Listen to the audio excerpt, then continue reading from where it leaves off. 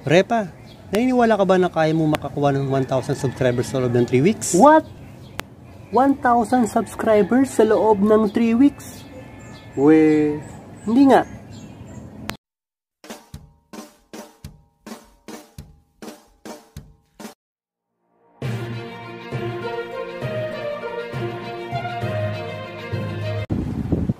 Yo, what's up mga Repa? Kumusta? Welcome back sa aking channel. Ngayon ito, mag-usapan tayo ng ating bagay na sure ako na makakatulong sa atin, makakatulong sa inyo para ma-reach natin yung tinagol natin, yung 1,000 subscribers. Kaya kung ako sa inyo, pag-usutin dito para mahimay natin ang mga tip na aking bibigay. Okay? Bago ko simulan pala, gusto kong i-congratulate yung YouTube channel natin dahil na-reach natin yung 1,000 subscribers. Ayan. So, kung paano natin nakuha yan, binibigyan ako ng mga tips. So, nakuha ko siya sa loob lang ng almost 3 weeks. Imposible, diba? So, abangan nyo. Bigyan ko lang kayo ng likely information sa mga hindi nakakaalam. YouTube channel ko na to is 2011 ko pa na gawa. So, 2011 pa ako nag-start mag-upload ng mga videos. Hindi ko naman kasi siya parang seryoso dati kasi so hindi pa naman dati talaga uso yun na mag-monetize, so hindi pa talaga nakilala yung mga kaya parang hindi ko seryoso. 2019 ko lang talaga siya pinush na mag-upload ng mga iba't ibang video na marami, pero na-reach ko yung 1,000 subscribers itong panahon lang ng quarantine.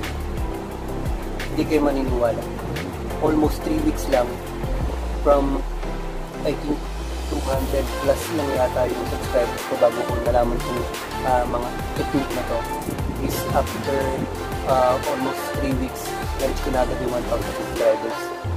Kaya panoorin nyo ang mga ibibigay ko na tip, kaya sana itapusin nyo ang video na to. Mahirap talaga ma-reach yung 1,000 subscribers, pero may mga paraan, may mga tip na sasabihin ko sa inyo para ma-reach mo agad yun. Sa akin, nakuha ko siya from almost, yung sabi ko kanina, almost 200 lang. Tapos, kada araw, halos 50, 100, hanggang sa ito, magti 3 weeks na, nakuha ko siya. May 1,000 subscribers na ako. So, ito sabihin ko sa inyo, may mga tip ako na ibibigay na 3 lang. What? 3 tip lang na alam ko makakatulong sa inyo para mag-reach mo agad yung 1,000 subscribers kahit hindi tayo sikat o hindi tayo kilala. Okay? Okay mga Repa. Number 1 ay yung social media. Bakit? Napakadaming social media platform sa Pilipinas, sa buong mundo. So ito yung isa sa paraan para makilala ka o para makuha mo attention ng mga tao para mag-subscribe sa'yo. Ginamit ko yung Facebook. Sumali ako sa mga group or page na naghihikayat ng mga member para mag-subscribe, o yung grupo ng tulungan to na at the same time magka-subscribe ka dun sa tao na yun at magpapalitan kayo. So, paano to nangyayari? Pag sumali ka sa group na to, magkakaroon kayo ng usapan. BLS at tinatawag. Ano yung BLS? Ito yung video, like, tsaka subscribe. Kung ako sumali doon at may nakausap ako na isang tao, magpapalitan kami ng BLS. Let's say, 3 minutes, panonoorin ko yung video niya, magla-like ako, mag-subscribe, at hit ko yung bell button. Vice versa, ganun din gagawin niya sa akin. So, sa ganung paraan, makakakuha ka ng subscribers. Sa pagsali sa mga page at group chat about din sa pagpapadami subscribers, merong advantage yan at disadvantage. So, unahin muna natin yung advantage. Automatic talaga, makakakuha ng subscribers dyan. Kasi, ang ginagawa ng iba, panonoorin ko yung video niya, tapos i-screenshot ko. Katunayan na in-start ko na siya at nasa matapos. Nag-comment ako at nag-like, tapos send ko sa kanya. Tapos siya din naman, after niya manood ng video ko, gagawin niya, mag-send siya ng screenshot. Ano ang disadvantage? Ito, minsan, may mga makakausap ka na hindi honest. Sino-sino to? Ito yung mga nakausap mo na akala mo nag-subscribe sa'yo. Pero, sinabi niya lang yun. O kaya, nag-send sa'yo na screenshot pero hindi naman talaga tinapos panonood ng video na pinanood niya sa'yo. Ano pa? Mali yung comment nila. Or nagiging spam. Kapag ang kinoment nila sa video mo ay hindi related doon sa video na pinanood nila sa'yo, may spam ito ng YouTube. Okay? Si YouTube kasi, meron siyang AI na tinatawag o yung artificial intelligence. Na-detect nila yung mga comment na sinasabing spam. So kung hindi nyo pa alam kung paano nalalaman yung spam messages sa YouTube, ito yung isa kong video. Panoorin nyo na lang para malaman nyo kung ano yung mga spam message na tawag sa YouTube. Kapag kamali ang comment nila, nadedetect ng YouTube yan. Na automatic tinatanggal ni YouTube yung pagka-sub sa'yo. Kaya may mga ganong instances na naging disadvantage sa pagsali sa group chat at saka sa mga grupo sa Facebook. May mga legit naman talaga. May mga makakausap pa naman talagang maayos. May makakausap ka at makakakuha ka talaga ng subscribers. Kaya lang, hindi rin talaga maiwasan yung mga hindi honest.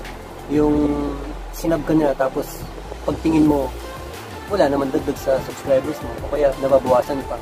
Kaya nga sa mga ganong case na sinabi ko kanina, yung pagsali ko dito sa group na to, sa Facebook, kada isang araw, mga kailan yan, mga 10, 15, yan, may mga nalagdag sa subscribers ko. Medyo okay naman siya. Pero itong sulit na tip ko, dito ako na tumaas ang subscribers ko sa isang araw. What? 50, 75, hanggang sa pinakamataas ko na nakuha sa isang araw is 100. So, ito yung next tip ko. Ang next tip ay pagsali sa live stream. So, ano yung live stream? Ito yung mga mapapansin nyo sa mga video sa YouTube. Pagka ni-scroll nyo lang, may makikita kayong may naka-live. So, ano nangyari dito? Itong tungkol sa live stream, hindi ko pa talaga siya alam, hindi ko pa talaga siya pisado. Ito yung mga sabi ko is base lang sa mga experience ko na naranasan. At nakilala ko tong live stream na to at nakapasok ako dito. Ayan, dahil kay Ma'am Isha May. Si Ma'am Isha May, nakilala ko rin ito sa group sa Facebook, sa mga group chat, and naka-BRS ko dito si Ma'am. Tapos, napaka-bait po nito ni Ma'am Isha May.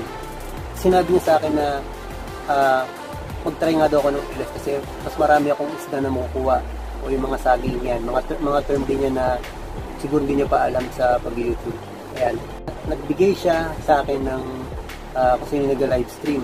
Tapos pumasok ako doon. Observe muna ako. Tignan ko kung ano yung ginagawa nila. Tignan ko kung ano yung mga term na sinasabi niya ron, ano yung paano nagiging proseso nun, ano yung sistema dun sa live stream. So, syempre, nilike ko yung YouTuber na yun, nag-subscribe ako sa kanya, tapos din ako na ibang videos niya. Marami din kasi ginagawa yung host, yung pinaka nagpapa-live stream. Mayroon siyang iba't ibang paraan na ginagawa dun sa live stream niya para makapag-interact din sa mga taong pumapasok sa live stream niya. So, ganito yung nangyayari dyan. Minsan, yung si host o yung nagpapa-live stream, binababa niya yung link ng YouTuber na yon. Tapos, yung mga nanonood doon o yung mga naandun sa live stream na yon, sasabihin ng host na puntahan nyo to. Tapos, yun, manood kayo ng siguro kahit yung intro lang o yung pinaka-mixing video niya. Tapos, mag-like, mag-subscribe.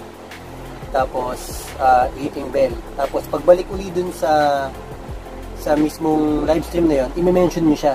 Sabihin mo na yung pangalan na binaba ng host na link, sabihin mo, tapos ka na ron, tapos yun, vice versa, matik na babalik ang kanila. Ito pa yung isa sa ginagawang ginagawa ng nagpapa live stream. Yung iba naman, mismong sasabihin na nagpapa-live stream na sige, ibaba nyo na yung mga link nyo, yung mga maikling video na, tapos unahan na lang, puntahan nyo na lang yung mga naandun, puntahan nyo yung link na ng mga YouTuber na nagbababa doon. Tapos pagkatapos mo ng subscribe siya, balik ka dun sa live stream na yun, tapos i-mention mo siya. Sabihin mo na, ayun, pabalik na lang, o tapos na, galing na ako sa bahay mo, ganun. So yun, mas mabilis yun, kasi mas mabilis siya dahil nakikita mo eh. Okay, yung advantage naman nun, ng pagsali din o pagpasok mo sa live stream, meron kang interaction din sa nakakausap mo. Pwede mo rin nakakakwentuhan mo, makakabiruan mo. At the same time, mas mabilis talaga. Mas mabilis yung pasok ng pagdami subscribers mo. Kaya lang, syempre, may pagkakataon din talaga na nalalaglag yung tinatawag na saging o yung nag-subscribe sa'yo. Bakit? Kasi dahil nga sa bilis ng video na binababa mo o yung link na binababa mo, kadalasan kasi mga intro, outro, o mga maikling video lang. Kadalasan, yung kino-comment nila is hindi pa rin related doon sa video mo. Experience ko kasi yan eh, meron akong binaba na link. Yung binaba ko na link, yung video ko, outro yon. Nakalagay din sa video ko, may outro. Pero ang kino-comment nila is, ang ganda ng intro mo. Ano ang gamit mong pag-edit din sa intro mo, ang ganda, ang galing. So, di ba parang ang pangit? So, naging spam siya. Ang nangyari na nalalaglag yung mga subscribers ko. Yun yung mga disadvantage sa live stream. Though, madali naman siyang ma-resolve. Napaka-ligit lang din na. Kasi, pwede mo sabihin din sa live stream eh. I-mention mo siya. Sabihin mo na, Sir, Ma'am, pabago na lang po yung comment kasi hindi po siya related din sa video. Baka po ma-spam ni YouTube. Mas madali ang palitan, mas madali ang usapan. Unlike dun sa messenger, na pinipm mo lang, na minsan ang tagal kong mag-reply, minsan nakakalimutan pa pang balikan. So ayun, yun yung pangalawang tip na experience ko. Sa experience ko na yun, nasabi ko na may share ko sa inyo na doon mas dumami yung subscribers ko. Sa loob ng almost 3 weeks na reach ko agad yung 1,000 subscriber na kailangan ng YouTube. Pinaka last tip na i-share ko sa inyo para dumami subscribers mo. Ito ay ang content. Bakit? Sinasabi ko dito. Kasi masarap sa pakiramdam yung nagustuhan ka ng tao at nag-subscribe sila sa'yo. Dahil maganda yung content mo at meron silang natutunan sa'yo. Napakasarap sa pakiramdam yun na meron ka natulungan at may nag-enjoy dun sa ginawa mong video content. Kaya sila nag-subscribe na hindi dahil sa nagpalitan lang kayo o meron kayong usapan. Mas maganda pa rin kasi na subscribe sila sa'yo kahit hindi sila kilala kasi nagustuhan nila yung content na ginawa mo. Konting paalala lamang mga repa. Itong mga sinabi kong mga tip at ito'y base lamang sa experience ko at wala akong ibang intention na siraan o sabihin ng masama about dun sa itong paraan kung paano tumadami subscribers. Ito'y base lang sa mga na-experience ko kung paano ko siya napadami agad o paano dumami ang subscribers ko sa ganong short period of time. Dahil shinare din naman sa akin to. So, ako gusto kong i-share din sa inyo para matulungan kayo kasi sa ating mga nagsisimula pa lang na YouTuber, wala naman ibang tutulong sa ating kung tayo ng video. Dahil hindi naman tayo kilala pa, hindi naman tayo sikat, so matagal talaga para sa atin makakuha ng subscribers kung ganun kabilis. So ito yung mga na-experience ko lang at gusto ko syempre i-share din sa inyo para magamit nyo. At nasa inyo din naman yun kung susundin nyo o hindi. So yun lang mga repa, sana'y meron kayo natutunan sa video natin ngayon. Sana talaga makatulong to para mapadami agad yung subscriber nyo. Nga pala, kadalasan ng mga nag-live stream kasi na-experience ko is mga OFW. So, timingan nyo na lang sila kung anong oras sila nag-live stream. Makikita nyo naman pagka nag-search kayo sa YouTube, may makita kayo mga live stream na may mga naka-live na mga YouTuber. So, pasok lang kayo doon. So, yun lang. Maraming salamat mga repa at sana'y huwag kayo magsawang support sa akin. At tuloy-tuloy pa tayo sa pagbibigay ng informasyon at pag-upload ng mga video na meron tayong matututunan. Okay? Maraming salamat kung tayong magsawang support sa channel ko. Mag-subscribe, mag-like, mag-share pa rin kayo. At kung may mga comment kayo, sabihin nyo lang po para ating mapag-usapan. Okay, maraming salamat mga repa, and God bless.